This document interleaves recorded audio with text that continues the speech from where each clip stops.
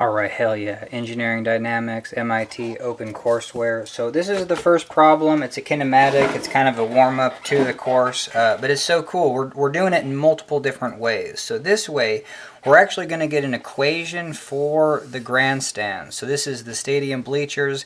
They're going to rise from the field at a 45-degree angle. Someone's kicking a football at a speed of 40 feet per second with this angle. So it's going to have a component that way, so it's going to travel this way at a constant speed. Gravity is going to slow it down until it has no velocity, and then it's going to speed it up in the negative direction. It's going to come back to Earth. It's going to hit the grandstands in this problem, and what we're going to use is the equation method, and this is kind of interesting. And I'm going to do one other part because I think it would be like it's not intuitive. It's intuitive once you actually use the kinematic equations, but then once you realize that, hey, like literally if we're a side view of this is the y direction and this is the x direction, and if I graphed this as a function, it would be y is equal to something something x squared. But all your kinematic equations are going to be y is something something t squared in the y direction, and we have x is something something t. So we have two components. So if we wanted to know the x position and the y position, we got to use both of these equations. So this is the y direction and this is the x direction. And because vectors, you can figure them out in two different components. That's kind of the cool thing about physics. I mean, it's kind of fascinating that they don't. They'll interact, and you can, I mean, to the point that you can find each position in terms of x and y. But in the y direction, gravity is slowing it down, but gravity is not changing the velocity this way. The velocity this way for this problem is a constant 40 feet per second, given this angle. Okay, hell yeah. So we use the integration approach. We start with acceleration in the y. That's going to be gravity. It's going to slow things down that are getting thrown up with a velocity upward. So that's going to slow down and then speed up and then come back to Earth with velocity. So we take that acceleration and then we integrate it. So we put a t on it and then we have an initial value. When time is equal to 0, we do have a velocity in the y. That's the constant. We integrate this. This becomes t squared. Gravity divides by 2. And then this picks up a t.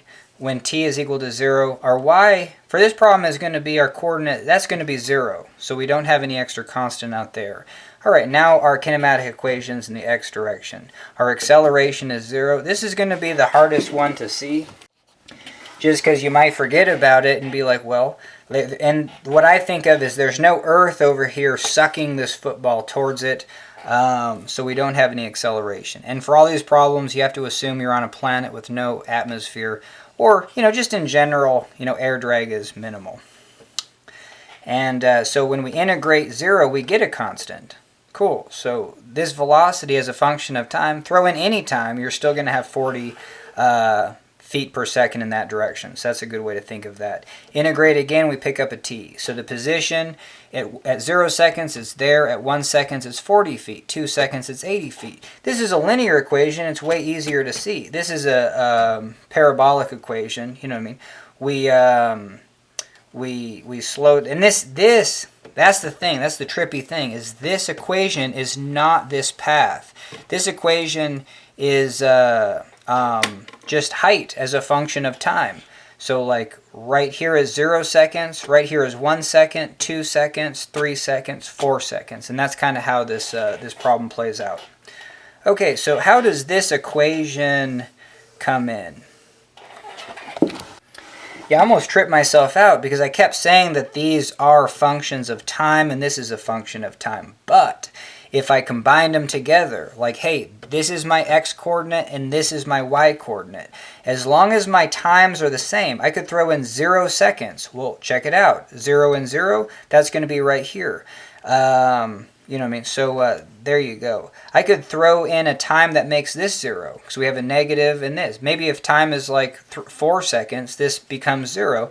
Cool, if I throw in 4 seconds here, I'm at a distance of 160 feet. And we've kind of done that to kind of get an idea of how this thing, if the grandstands weren't there, it's going to be about 2 seconds up, 2 seconds down, and we're going to travel a distance of 160 feet. So cool. Using both these equations, x and y, I can find the points. So keep that in mind. And I don't know. You know what I mean? I think it's harder just to see, well, shoot, heck yeah, these grandstands, we can pick an x and a y there. And in one of the problems I did is like we just said, hey, this is my x coordinate 55 plus h, and this is my y coordinate plus h. But this problem was we kind of just want an equation for this line.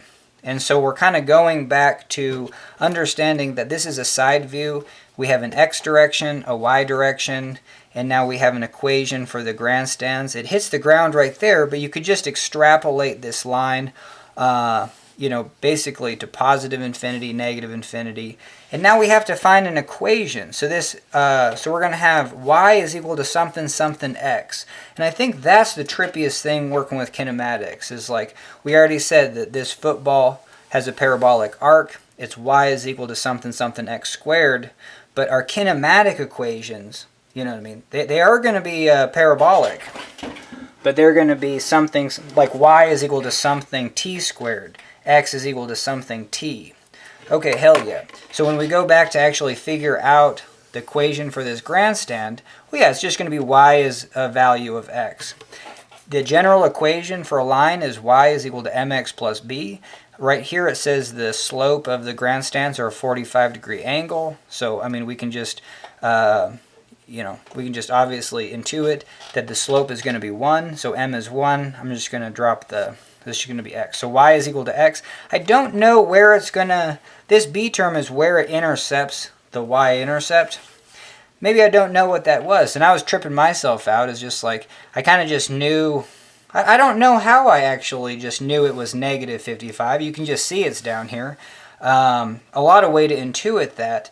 But I guess I just didn't realize it's kind of like integrating. If I get this far, if I know what the slope is, and I have an equation y is equal to x plus b, do I know any point on this segment of line? Well, sure, I know that point right there. So that's what I'm going to do.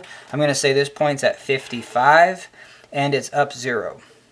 So let's throw this value in. Y is going to be 0, so that's what I have right there, and x is going to be 55. And we still have to have this b over here. And to make this equation satisfied, b has to be negative 55. So hell yeah, so here's my equation for that line. Okay, so now we go back to the kinematic equations. This is going to be my position in the x. You know what I mean? And let's pick 1 second. So if I pick 1 second, I'm going to be over about 40 feet. Cool. Well, let's draw a line right here. Like the football didn't land right there. No, the football's somewhere in the air. I just know it's in 1 second it's going to be right in this plane. So then I go up here for this height. This height right there is going to be when I throw in my time of 1 second. Cool. With this equation, it's going to give me the height as a function of time. Hell yeah. So now I guess the constraint is that when it hits the bleachers right here, it's going to, like this equation, man.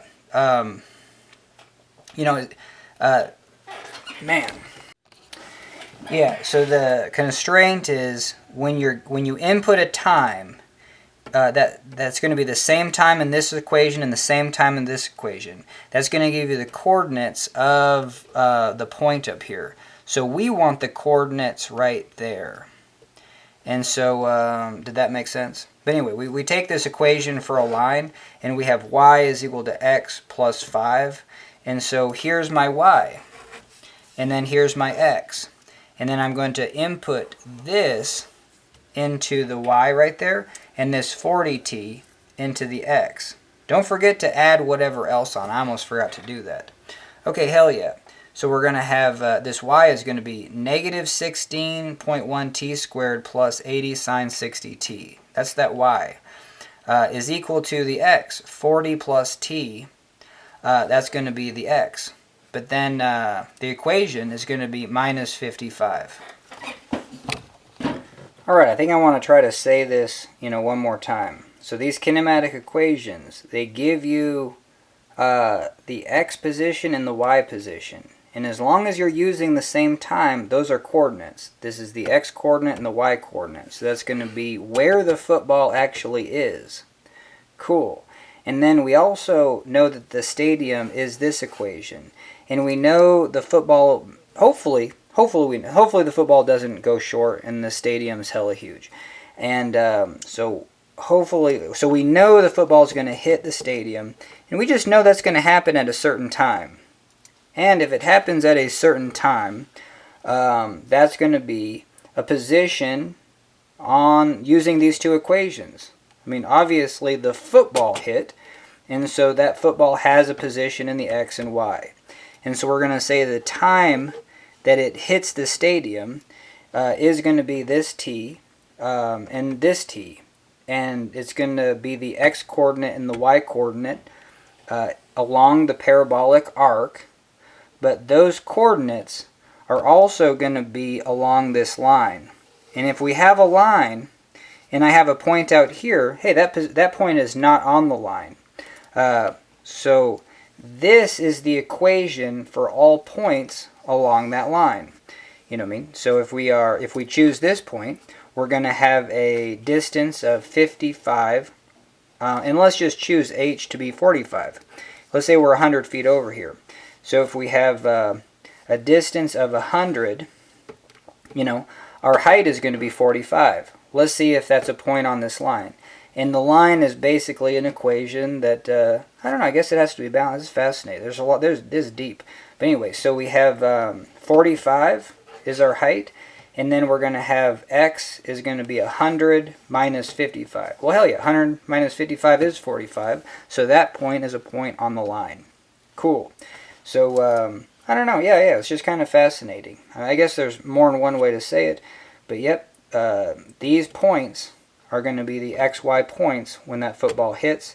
And if we throw in these values into this equation, that time that we're solving for is the time that is going to impact the stadium. Alright, hell yeah, moving on. Okay, so then we get a quadratic equation. So we have this y side has this t squared, a t. This side of the equation, the x side has 40t minus 55.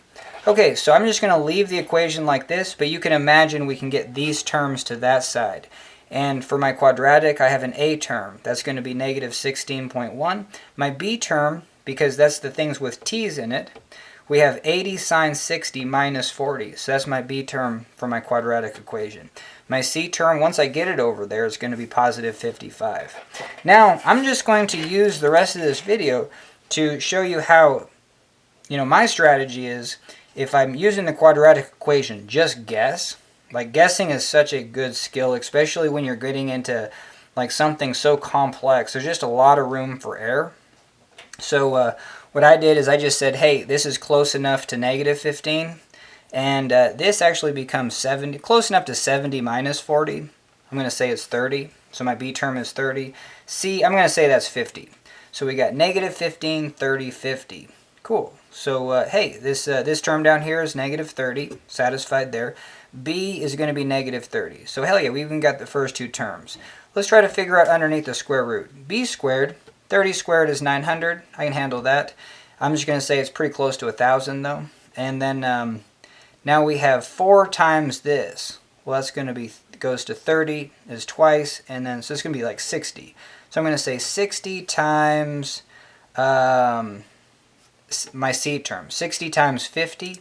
I thought, 60 times 50, I was like, nah, that's 30 times 100. Hell yeah, that's 3,000. So booyah, we got 3,000 right here, plus 900. So we basically have 4,000. So I just did that right off the bat. Now, this does not simplify very nicely, but we got a lot of zeros. You know what I mean? With a square root, just know that you can't square 1,000, but you can square 10,000. Cool, we don't have 10,000, but you can also square 100. So I'm gonna, I'm gonna say 4,000 is 100 times 40. Okay, and then so it's gonna be the square root of 100, square root of 40. Sorry for scribbling. But anyway, so I can just factor out the 10. and I'll still have the square root of 40. And then this is such good mental skills that, hey, we go 1, 4, what do we do? 9, 16, 25, 36, holy Toledo, 49, 64, 81. I mean, you should at least know your squares up to 9. Because when you're factoring, you'll be like, hell yeah, 40, close enough to 36. So I really just see this as close enough to 36. It's closer to 36 than 49.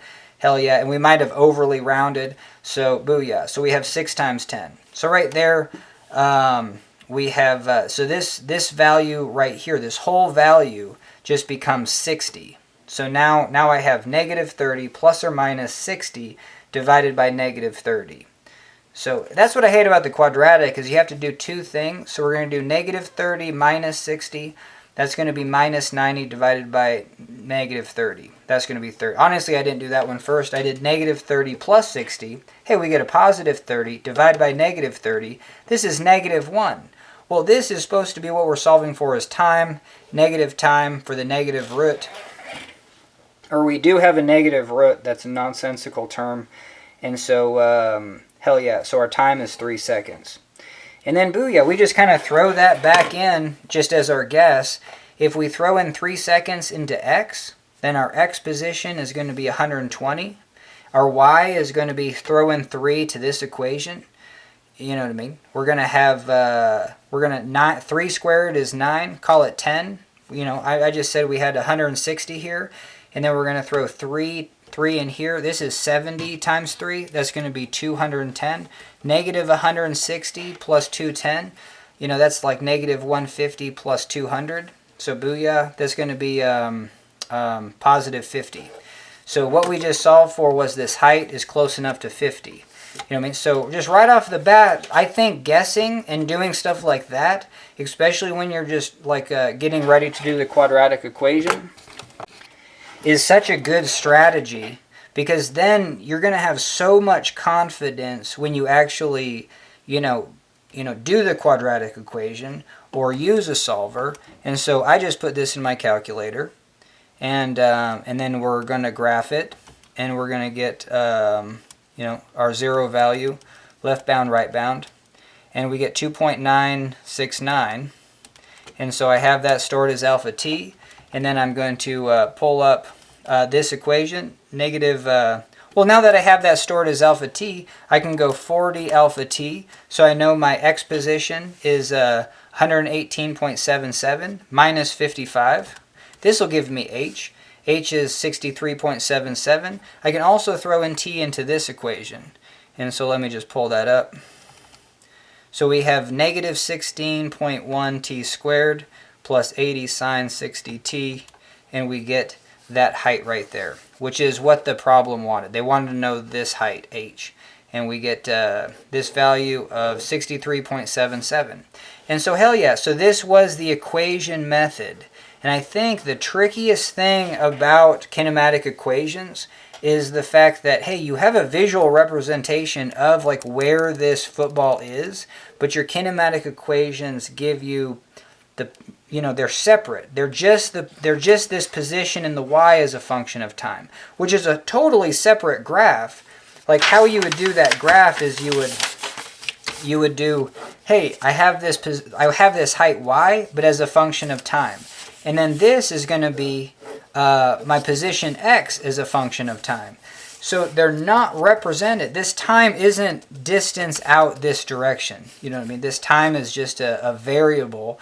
Even though that this is this height starts at 0, goes up, and then does that, which is very similar to this quadratic. These two graphs are not the same. And so that's the tricky thing. Let's see, what would be my position as a function of time? Well, we know our velocity is constant, so velocity is a function of time, so the position is just going to be a linear line. And that's what we said. We're going to be at 40 feet, 80 feet, 120 feet. If the grandstands weren't there, we'd be at 160. Okay, hell yeah. So the next part is I really want to, and I think like you should probably do this right off the bat, is like, cool, you have the kinematic equations, but we should be getting this equation, because if we get this equation where height is a function of x, and if we get it like this, where we just have y and we just have x, then we can where these two equations intersect, that point. Holy Toledo, yeah. So in that case, that point is going to give me an x value and a y value. This is going to be the x and y.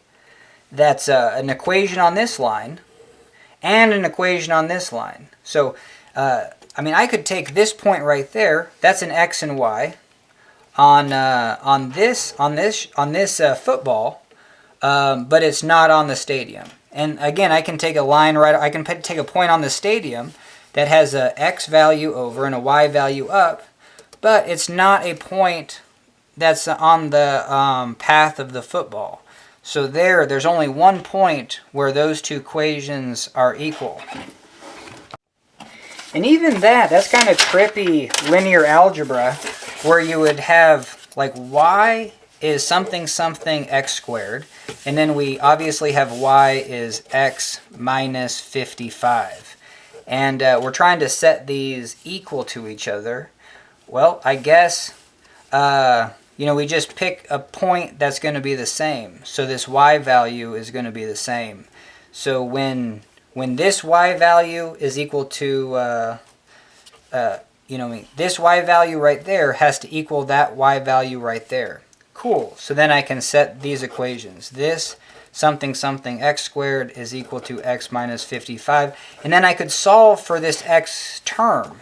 And cool, once I solve for the x term, that's the value. I can either put it back into either one of these two equations and get my y term. Because I just said that these are equal. I don't know what they are. I still don't know what they are. But then this allows me to put this side of the equation equal to that side of the equation. And I really want to do this. Probably the last problem that I would want to do to finish off and never do this problem ever again is, can't we rearrange this equation and solve for x? Isn't that going to be something something square root of y, And then can't we get this parabolic equation as a function of x? It's probably going to also be the square root of something. Or no, I'm sorry. No, so this would be the path of the football as a function of x. This is really simple to get as a function of x. X is just y plus 55. Sweet. So then we would do this and set. Then we could say the same thing. I think that's important. We could say at 55.